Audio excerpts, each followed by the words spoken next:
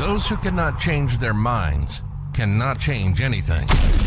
This is Success with Srini. Welcome back. Happy Saturday morning to you on the podcast today. Again, I'm answering a question from a listener of my radio show asking me about why he loses confidence. He says, I'm well accomplished. I'm doing very well professionally, personally. I'm also very careful with money, finances and all.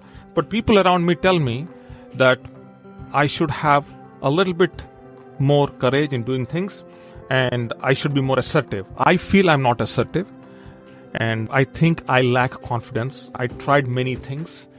I heard you talk about hypnosis. So I wanted to find out if hypnosis works specifically when it comes to confidence. Is there anything that you can do? Okay, so clearly I completely paraphrased this whole question, but you get the idea. So here is how I responded to the question. And this podcast, today's recording, it's just simply a representation of what I told this gentleman. So yes, the mind, every time we go through something, the mind is always looking for the most simplistic path to the outcome. We want to get over with the pain. We want to get over with the suffering. So this gentleman has a challenge which he thinks he could accomplish more if you could just overcome this hurdle of confidence. Now, dropping confidence in a situation is very common. Even the most elite professionals, accomplished, artists, musicians, sports persons, they drop confidence and we see their performance going down. We see them going out of form and all that. So loss of confidence could happen to anybody at any point in time. It's very difficult to contain the mind and stay fully concentrated and keep working at whatever that agenda is. Very hard. And that too over a long period of time. Very hard. So can hypnosis help? The answer is yes. But that's not what I'm doing. That's not what I'm sharing here. Or I'm not going deep into explaining or taking the route of hypnosis specifically on the podcast here. But I want to address this in a very generic way that any and everybody, regardless of their situation, and regardless whether they're interested in hypnosis or they might be interested in something else, it doesn't matter. This should work for them. That's my intent in doing this.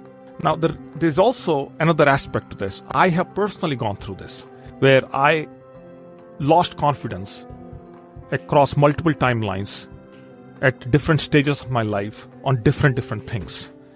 And over the years, I came up with a 3-step formula on how to address this. And ever since I started doing this, I have never lost confidence, regardless, overall confidence or specific confidence. Let's say a new project is coming up, I need to work at it. I use this formula and it never fails. So I'm taking an excuse with this question to share this formula. Now, I'm not saying again that you should not try hypnosis. Hypnosis is the fastest way to really instill concentration, instill focus. And if this is an issue that is coming from the unconscious part of the mind, absolutely, totally, no second thoughts. But sometimes we also need to do something at a conscious level. So I'm going to address the conscious part here. There are 3 things to this. And there are 3 actors in this. The first actor is you. The second actor is other people around you. And the third actor is the unknown. So let's talk about the first actor, which is you. You see, if you analyze the last 24 hours or last 48 hours or last 72 hours of everything that you have done, let's say you have a camera following you all over the place. Let's say you start documenting the smallest things, least things that you do. You brushed your teeth, or maybe you changed your clothes, or maybe you just walked into the kitchen. Something, even the smallest things.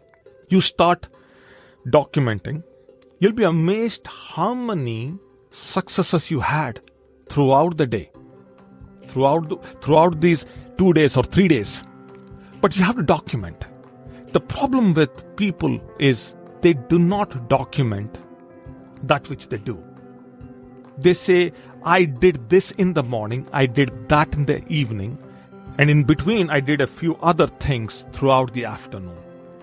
But they never really give a specific count on all the activities that they have done. If you start looking into all the successes you had, you don't need much proof anymore. You don't need any other validation because you did something well. And that's all there is to this. There is nothing else. Interesting. So, and you start tabulating all the successes you had, and you also had some failures. Maybe you attempted doing a few things, they didn't work out. That's okay. So you start comparing these two things. You see that you did like maybe 60, 70 things incredibly well, and then maybe 2 or 3 things that did not work out for you throughout the day. The mind by default goes into these 2 or 3 things and start creating an identity, a narrative around, oh, I am not able to do this, maybe I'm not good at this. All these things are happening in the subconscious. So now you are detached, you're removed. And then there are people around who are constantly expecting us to perform, and they, in their own moods and melodies, they end up saying things to us. You're not good, or maybe you're not capable, something like that, that affects our ego. And now we are even further down the drain. So, the only way to overcome this consciously is to start tracking things that you are doing, big, small, all kinds of projects that you have on your hand that you do over a period of time, maybe a day or 2 or 3 days, and you start looking at them, and the brain is looking for validation. And you see like these things that you have accomplished throughout the day that should bring back some level of confidence, unless you sit there completely invalidating yourself. If that is the case, then you may need some intervention. And hypnosis is a good intervention mechanism. The second is others. Now, do you have people in your life who might have gone through the same situation that you are going through right now? Is it possible that your grandfather, your grandmother, or your great-great-grandfather might have gone through the same challenges that you are going through right now? If not, just make up that thought, because there is some truth to it. Generations above us went through some difficult challenges. Of course, they did not have the cell phones and the Wi-Fi's and social media and all that stuff, but then they did go through a whole different set of challenges that we are not going through. So you start analyzing their story. Whatever you know, you'll start seeing, you'll start relating. And this is why I watch old movies. Old movies, they give you the pictorial representation of what was happening 100 years ago or 50, 70, 60 years ago. It's amazing if you start thinking that way. One other way is that you should spend some time reading maybe 5 or 6 different biographies, life stories of other people, other successful people.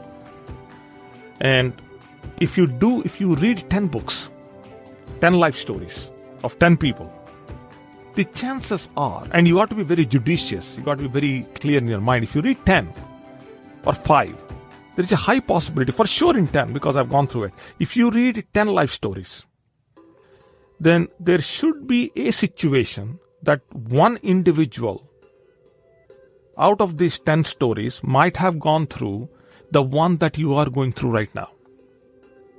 It's very hard that none of these 10 successful people who accomplished a lot, became well known, on whom books were written, and who wrote books also, and that they have not gone through the problems that you are going through. When I say you, I mean me also. It's very rarely that happens. Okay, so that is there. So I suggest you read books. Okay, and if you can take your mind there, look into all the relatives you have, all the friends you have, and their parents and their friends, and you start finding people, and you start, kind of putting yourself in their shoes and questioning, did these people go through these problems that I'm going through right now? How did they come back? What was their bounce back? You start thinking that way, then your lack of confidence completely goes away, and you're like, okay, maybe I don't have. After all, my challenges don't matter. I think that's where we are taking the mind. Then comes the unknown. And I say unknown because you can fill that unknown part with God or with higher power or whatever you believe in. And here is what I do in this category, which is, if you wake up in the morning and you start saying thanks to everything, like you drink a glass of water, you say, I'm thankful, I'm drinking a glass of water. You drive, you get into your car, you drive, I'm thankful, I'm driving the car. So you talk to a friend, oh, I'm thankful, my friend is talking to me or spoke to me. You send an email, oh, thank you for allowing me this internet, right? So I'm thankful now that this podcast is getting recorded. I'm 10 minutes or 12 minutes into it. I'll put an intro and outro and all those things, but roughly at about maybe 10 or 9 minutes into the podcast right now. I'm thankful it's working now. At least I have something to share with you. And I feel good about what I'm sharing with you. So that's also important. So you start becoming thankful to the least things. Then there isn't a moment where you are unhappy or rejected or dull or any of that stuff. So suddenly your pain and this agony you have, whatever things that are not working in your life kind of goes into the back burner, because you're clouding, you're front loading your emotions, your mind with a positive and a gratitude driven emotion. It's amazing. This exercise does brilliant things. In fact, I did a reverse experiment on this about 4 years ago when I started texting people. Like somebody texts me or somebody emails me, I start the first line with I'm sorry. It starts with I'm sorry. And sorry, and did a whole podcast on this, saying when I say I'm sorry, I'm giving that you, let's say you are getting an email from me and I start with I'm sorry, I'm giving you the power. And it puts me in a good position. It doesn't diminish me. But at the same time, it doesn't diminish you, obviously. That's obviously the point. But then it doesn't do any harm to anyone. Some people say, I can't say sorry, it's against my ego. I did this experiment. In fact, as a result of doing this, my quality of life in general, my daily quality of life started going up. It's an interesting experiment, which, by the way, I continue to do. So there is a high possibility that if you ever gotten any email from me and you're listening to this podcast, then go back and look into some of my emails. You'll find me using sorry. And I genuinely say that now it has become part of my life. So I paint myself below everyone. I never even paint myself above it. I never walk into a conversation or in a situation thinking I know more than the other individual. It doesn't. I don't do this podcast thinking I know more than you. No way. I have no idea who is listening to this. How can I say I know more than you? It doesn't. In fact, that's my least thing. No, I'm like, I don't know anything. Let me make an attempt. Let me record something. Let's see what people say. As simple as that. So if you become thankful to the smallest things, it's a good life. So 3 things: you, others, and God, or unknown, or higher power, whatever. And I promise you, this should bring you back into life. That's the first step of gaining confidence. Try doing this a few times if you're going through a challenge. That's exactly what I told this gentleman via email. And of course, there are many tools that are available, many different mechanisms, and there are many different interventions that you can try to overcome confidence-related issues. And the confidence also, when you have a confidence issue, there could be some other underlying issues. Also, this experiment, this 3-step process also addresses those underlying things also. Okay, that's all for now. I hope this is helpful. If it is, do me a favor. Write a comment wherever you are listening to this. Maybe you are watching this on YouTube. There should be a place for you to comment. Maybe you are listening to this on a podcasting app. There should be a place for you to write a comment too and rate the podcast. That's all for now. I never intended this podcast to become and go this longer. But once I'm dialed in, I'm really dialed in.